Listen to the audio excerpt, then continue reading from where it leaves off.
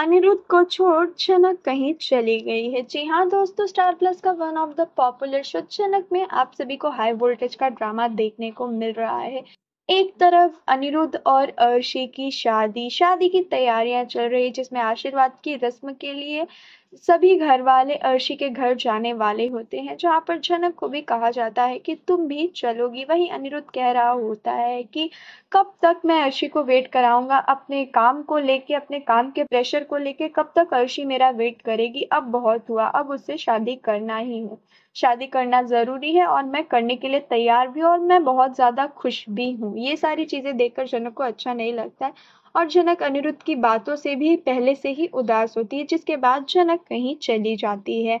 वो ऑटो में बैठकर चली जाती है। वहीं अनिरुद्ध किसी को फोन लगाकर पूछता है कि जनक कहाँ गई है, तो वहीं वो बंदा अनिरुद्ध को बताता है कि हाँ, वो अभी ऑटो में बैठकर गई और सच में जनक ऑटो में बैठकर रोते हुए कहीं जा रही होती है। अनिरुद्ध इस चीज से भी डरता है कि वो अपने बैंक के पेपर साथ लेके गई है, तो आखिर वो गई कहाँ, कहीं सब कुछ छोड़कर तो नहीं चली गई है।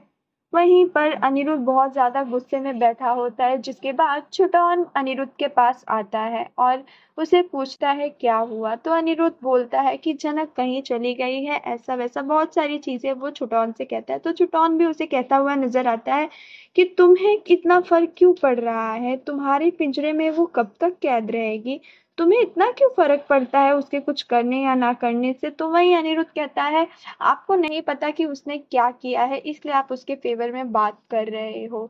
छुटौन कहता है नहीं, ऐसा नहीं है, तुम्हें भी लगता था झनक बहुत अच्छी लड़की है और सच में वो बहुत अच्छी लड़की है। वहीं अनिरुद्ध कहता है उसके कमरे में वो आदित्य रॉय कपूर आके दारू पी रहा था, जहां पर छुटौन कहता है तुम्हें उससे क्या, उसकी मर्जी, उसकी जिंदगी, वो कुछ भी करे, तुम्हें इतना फर्क क्यों पड़ रहा है उसके कुछ करने या ना करने से। तुम जाने दो, तुम्हारे पिंजरे में वो कब तक कैद रहेगी। छुटौन अनिरुद्ध को काफी सारी चीजें समझाता है, लेकिन अनिरुद्ध को कुछ समझ नहीं आता है। वेल, अब देखना ये इंटरेस्टिंग होने वाला है कि अनिरुद्ध अब क्या करने वाला है।